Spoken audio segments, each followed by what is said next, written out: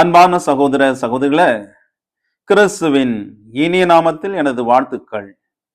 இன்றைய இறைவார்த்தை திருப்பாடல்கள் 34, இறை வார்த்தைகள் 18. உடைந்த உள்ளத்திற்கு அருகில் ஆண்டவர் இருக்கின்றார், நைந்த நெஞ்சத்தாரை அவர் காப்பாற்றுகின்றார்.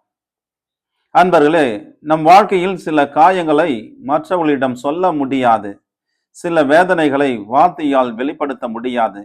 நாம் சிரித்து கொண்டு இருந்தாலும் உள்ளுக்குள் உடைந்து போயிருக்கலாம். ஆனால் இந்த இறைவார்த்தை நமக்கு ஒரு அழகான நம்பிக்கையை தருகின்றது. உடைந்த உள்ளத்திற்கு அருகில் ஆண்டவர் இருக்கின்றார் என்று. நம்முடைய கண்ணீரை இறைவன் காண்கின்றார். நாம் அமைதிக்குள் மறைந்திருக்கும் வலியையும் அவர் அறிந்திருக்கின்றார்.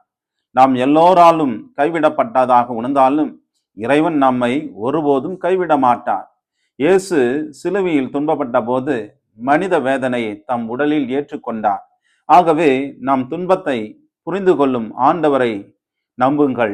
இன்று உங்கள் இதயம் உடைந்திருக்கின்றதா? கவலைப்படாதீர்கள். உங்கள் கண்ணீரின் நடுவிலும் இறைவன் உங்களோடு இருக்கின்றார் என்பதை நம்புங்கள்.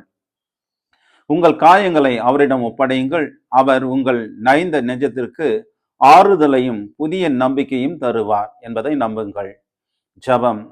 எங்கள் அன்பின் ஆண்டவரே, உடைந்த எங்கள் இதயத்திற்கு அருகில் இருந்து ஆறுதல் தந்ததுக்காக நன்றி. எங்களை கண்ணீரை துடைத்து எங்கள் காயங்களை குணப்படுத்தும்.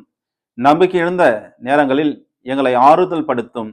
உமது கரம் எங்களை தொட்டு ஆசீர்வதித்து வழிநடத்த இயேசுவின் தூய நாமத்தில் உம்மை பார்த்து ஜெபிக்கின்றோம். ஜெபம் கேளும் எங்கள் நல்ல பிதாவே, ஆமேன்.